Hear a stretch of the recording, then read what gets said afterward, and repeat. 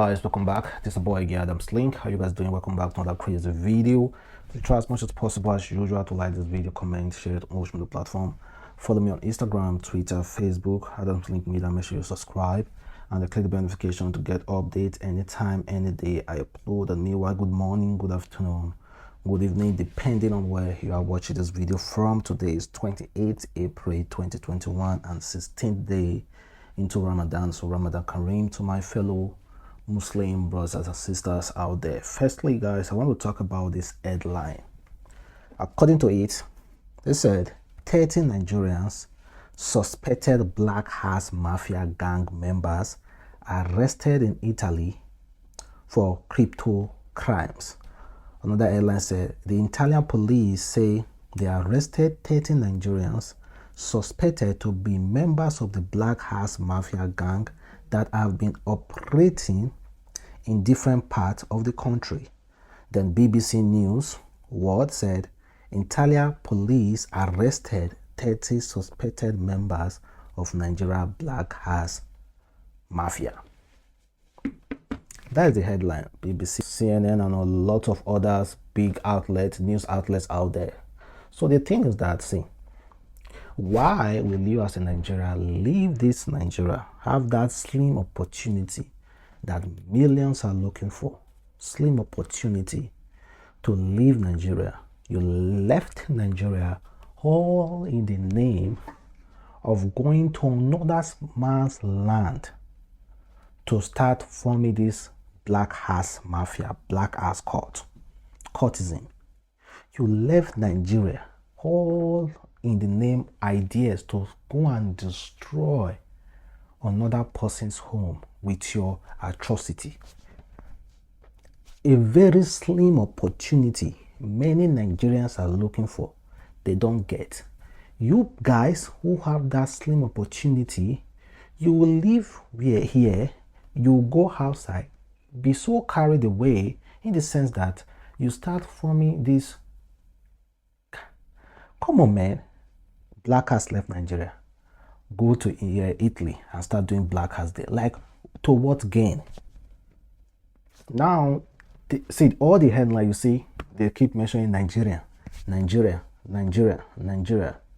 Of course, you know, they are not the only one that's gonna suffer this. All those 30 people they have arrested. I'm gonna suffer it. You as well, you're gonna suffer it. Part is I keep wondering why.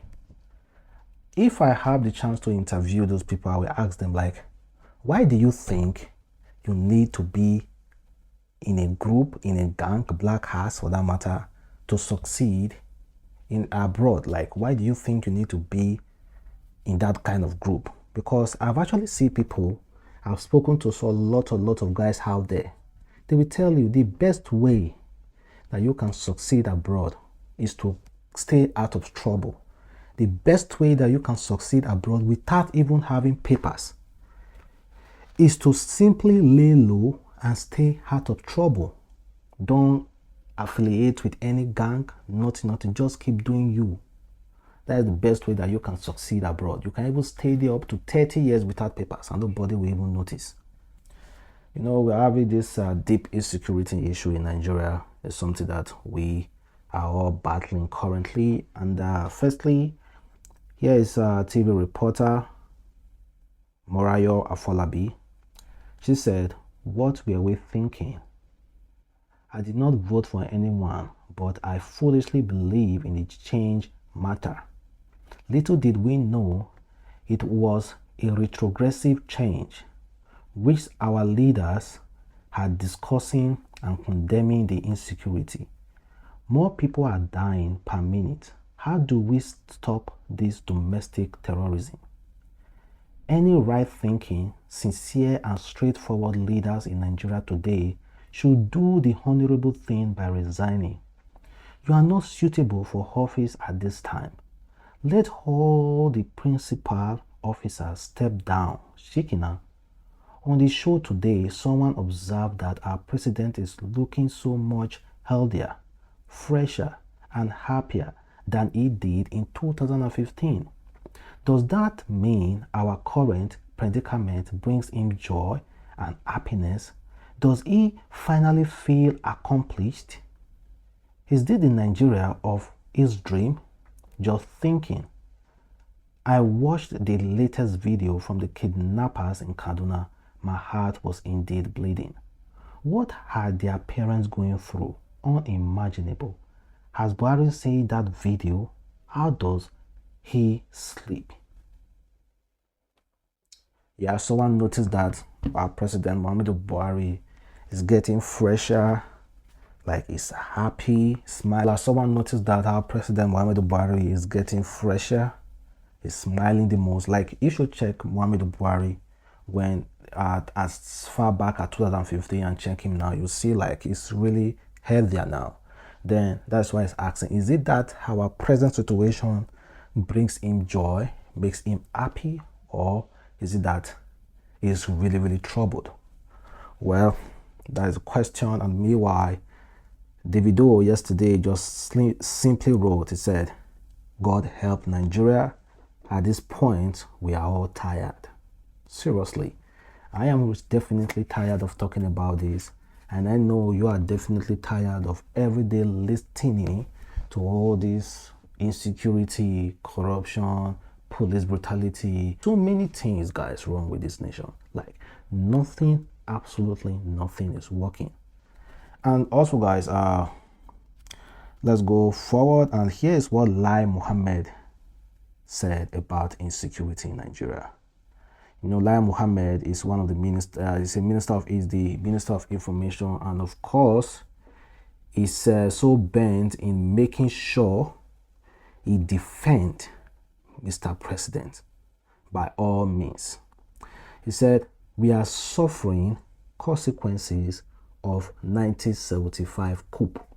Lai Mohammed said, the Minister of Information and Culture, Lai Mohammed, said the country's security challenges are a consequence of the 1979 coup. How does 1979 coup have to do with 2021 insecurity? Well, let me read it, guys. Let me try to check how they relate. You see, according to him, he said, the fact is that in 1973, we were informed by the lead discontent and that the government of the day then had a retreat and said there must be a national pledge. That what is the thing that we must do to ensure that we did not go through another civil war. The government of that day came out with a discussion that what will prevent another civil war is to ensure that anybody born from January 1970 has free and compulsory primary education. Regrettably, that administration was overthrown 2 years later, and all the lofty ideas, all the preparation that were needed to ensure that every child of school age acquire free and compulsory education were thrown away, and we are paying the price today, because if you have 13.3 million children of school age out of school, that is the market which BK boys, bandit, IPOP, and other militant, that is the market where they recruit people. The minister said it was consequently resolved at the town hall meeting that all three levels of government must ensure that we go back to that and ensure at least free primary education for the first 9 years for each child. So he said that there was this government in 1973 who came up like after the Civil War, years after the Civil War, they came up with, okay, what are we going to do to prevent another Civil War? And they came up with that, okay, there should be a compulsory primary education for every Nigerians. But unfortunately, 2 years later, that government was overthrown by coup, and all those discussions that they had were thrown away. But now that he said that because of that, most people were not educated, and that is the birthplace of BK boys, bandits, IPOP, and other militants. Well, guys, since Buhari got into power, you guys should have just started, okay, hold a national conference, say, okay, it is time. There should be primary-based education for every child. Free primary education for every child. It doesn't change anything now. We can still do it. Let us start from today. There's this Nigerian senator that was like, that actually said something that I really like. A lot of Nigeria were commending him yesterday. And according to the video that was posted, he actually was crying, trying to explain the security challenges in Nigeria and calling on the president to act. And his name is Senator Adeyemi. Listen to him, guys. Falling support now. Let nobody deceive us, Mr. President.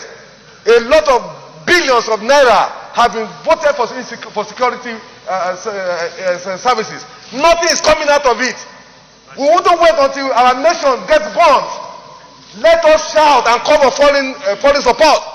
I am a APC man and I've been supporting my party. But the president should get to know that it has gotten to a point that we who are supporters, who are members of the APC, we can no longer keep quiet. The president must rise to the occasion. You will not see the truth and you are afraid to say it because you will die. We must open, Mr. President. The nation is on fire. The president must rise to the occasion. It costs us nothing to get foreign support. We must rise to the occasion. We must bring in people to save this country, or else we will be consumed. Every one of us will have a chapter for history. Whenever the history of this period will be written, whatever is our position, we have a chapter. We cannot keep quiet any longer. It has gotten to a point that we cannot sleep with our two eyes closed. We are not free. Our children are not free. The president must rise to the occasion. There is no nation that is so powerful that doesn't need support of other nations. Individual cannot say you will leave the war without any other person with you. So we must rise. The situation is our security system has collapsed. It has failed. And because it has failed, we need to look for foreign support. It costs Nigeria nothing. Forget the ego, forget the superiority of Nigeria in African nation. Today, we are facing serious problem. If our nation is to survive this period, I'm not in doubt that the security architecture we have today cannot cope with what we are facing. Every part of this country is threatened. From the north to the south, nobody is safe. Nobody can travel 50 kilometers in our nation. I feel like shedding tears for a country that we grew up, where nobody harass you when you travel from Lagos to Maiduguri. I've done it in times past. Today I cannot travel from here to Kaduna to Niger State where I was born. The president must know that this is a bad time for our nation. We must look for foreign support to save this nation. This is my position, Mr. President. We must rise to it. They are killing people in the east, in the west, in the south, in the north. We should shut down the National Assembly. Let's shut down. If we cannot save this country, we stay in our homes. Our country is bleeding. People are in poverty. There's no food. People are hungry. Insecurity is threatening us. We cannot pretend. It's better we're not here. That's what I'm seeing here. People are dying. Every day Nigerians are dying. We must rise to the occasion. And so me, Mr. President. Just as that man was shouting, almost crying, there was another man, another senator in the scene that was saying, are you sure you are an APC member? Are you sure you are not PDP member? You are a sheep you are a lion in sheep clothes. Like he was even trying to discredit him background. If you listen closely, you will listen. When you listen closely, you will hear him talking in the background. But fortunately, well, I was even quite surprised seeing him actually sharing it. Of course, you can see the genuine statement that he was giving and the way he was expressing himself. Well, they said that president will seek for support. Do you think seeking for support is the right thing? Do you think like we do not have the enough support that we do not have the enough military force, police force that we need to quench any kind of insurgency, any kind of troubles. For me, I think we have everything, but it's the will to do it that we do not have. So even if the USA comes in here to try to assist us and without us, they say a man who knows he's sick, the day that man found out that he's sick, he actually admits that he's sick. That day is his redemption day. That is where his redemption starts from. You have to be able to say, okay, yes, okay, we are lacking this kind of things. But I don't think we are lacking of our money or anything, because at the end of the day, what are we asking? Well, first they say President Muhammadu Buhari seek U.S. help to tackle security challenge. Say President Muhammadu Buhari has sought the assistance of the international community to curb insecurity in the West Africa nation, especially Nigeria. Speaking on Tuesday, April, during a visual meeting with Anthony, U.S. Secretary of State, Buhari significantly requested the U.S. to relocate its Africa Command, AFRICOM headquarters from Stuttgart in Germany to its theater of operation, which is Africa. According to the statement, well, we saw it yesterday, and we saw him according to one of the media assistants who posted the picture, and that the president is actually seeking U.S. help. But like I've said before, do you think that's actually the way forward? Don't you think that we need to sit ourselves down to be like, okay, we have poured money into security for years, so what have we used the money for? Are we actually using the money? Do we have the political will to tackle security?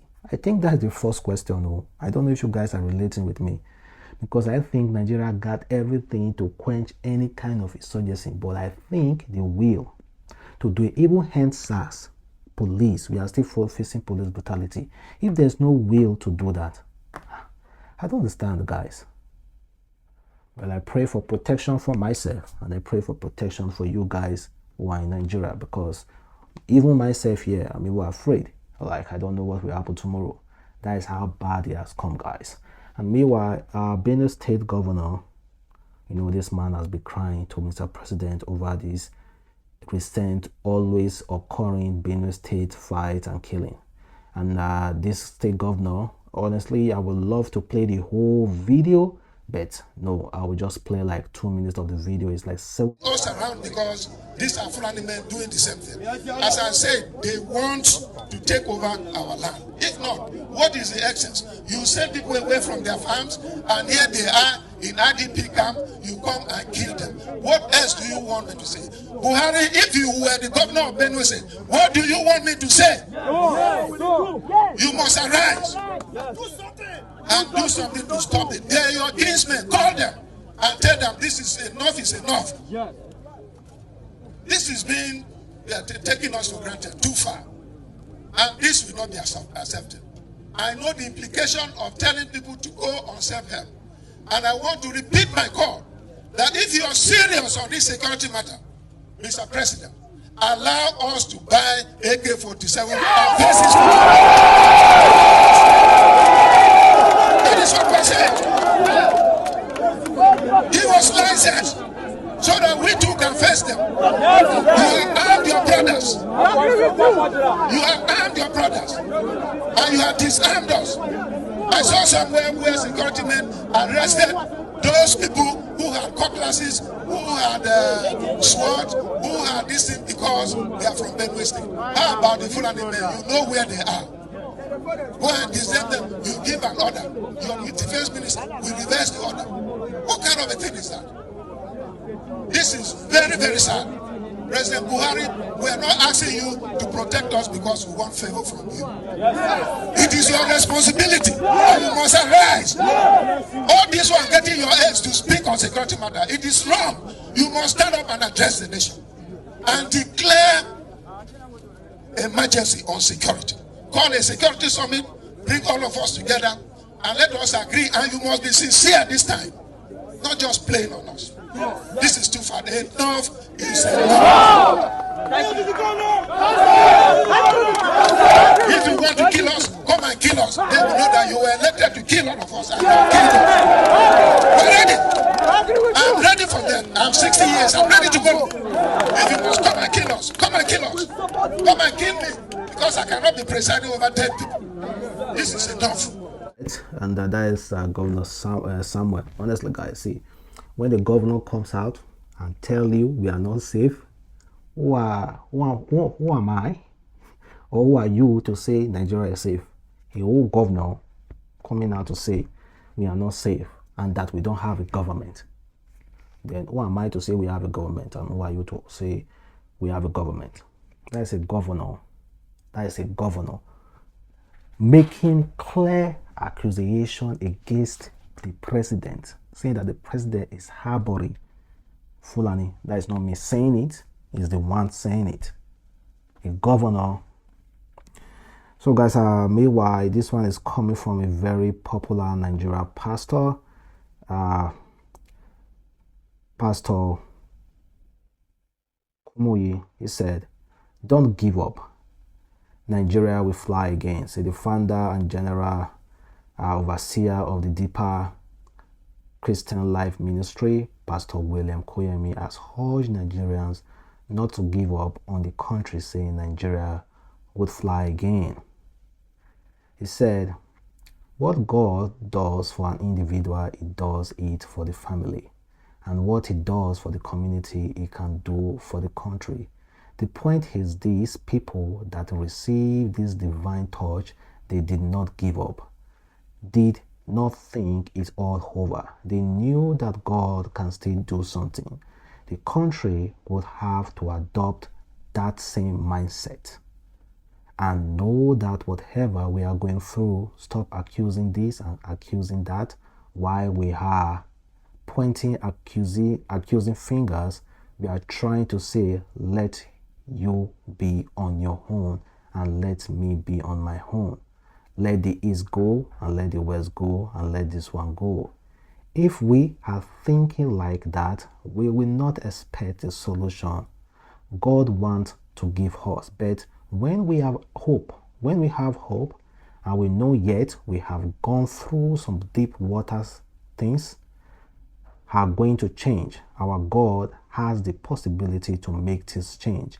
I believe that we will fly again. Yeah. I also have faith in Nigeria. I also believe that we will fly again. But honestly, I've said this several times, that God has given us whatever we need to fly. But honestly, at the same time, since the man of God, who has been in this spiritual life for a long time, she's saying that God has so much more to still give us, well, I'm going to change my ideology for once, because I always said that, man, I don't think so I'm going to believe that there's still hope that God has planned for us. My brother came on Friday. On Friday. He saw that he was sick, very, very down. He came to gain access to his father's account in order to take him to the clinic. They asked him to come with him. He came with him this morning. And they come and see him. So they will take him to the refuse. Now the man is dead. Outside. Enter inside, the door closes. Enter inside. Oh, Jesus. Well, guys, for those of you who don't know what's happening there, according to a lady, react as her sick brother Slum dies after alleged being denied access to his phone at a bank in Port Harcourt, Rivers State. This guy was sick. He came to the bank. The bank refused to allow him to access his phone, and he was sick. I think according to the story, they asked him to bring his next of kin or to bring some document, and he brought them. And after checking the document, they said he need to get court affidavit. For those of us who know about court, currently they are on strike, so there's no way that we can get court affidavit. They are on strike. But unfortunately, the bank, knowing fully well that they are on strike and the man is sick, they refuse to give him anything. They refuse to allow him to access the money, and the guy eventually died, slum and die in the car. And meanwhile, that is a sister who was at the bank trying to get inside the bank. It's quite unfortunate. You know, let's talk about the security men who were there guiding the gate. If you really ask them, it's not even by their power. They are unwilling to do some job at times, but because that's the only thing that pays them, they just have to do the job. Because the security man was definitely the one blocking her from going in. It's not as if the branch manager is the one blocking that woman from going in. No, the security man, because the order comes down. Sometimes, though we cannot see that kind of gesture in Nigeria because everybody is suffering, so we are making do of the little job that we can see to feed. That is why I don't blame that security man, and that is why also I do not blame the cashier. That is why also I do not blame those people, just normal workers in the bank. The people I blame is the branch manager. The person I blame is are those people in power in that bank, because they have the power. Since it's his own money, it's not stolen, why not just grant him access to the money? But guys, to end this video, check out this picture that is quite popular on social media. This guy wrote, "Poverty does not mean one must be dirty." Yes. And this guy is staying in an uncompleted building, and the way he decorated inside, there's no expensive things inside, but the way he decorated it, you know, it looked really, really nice. But honestly, this is not poor. This is not poverty, guys. Let us be sincere. If you see poverty, some kind of poverty, to even buy water to bathe is a big problem. So I won't regard this as poor. I regard this as, okay, someone who is at least trying a little bit. This is not poverty, but good or fine though is equally trying. So guys, thanks very much for watching. It's your boy Adamslink. I'm going to see you in my next video. Don't go anywhere.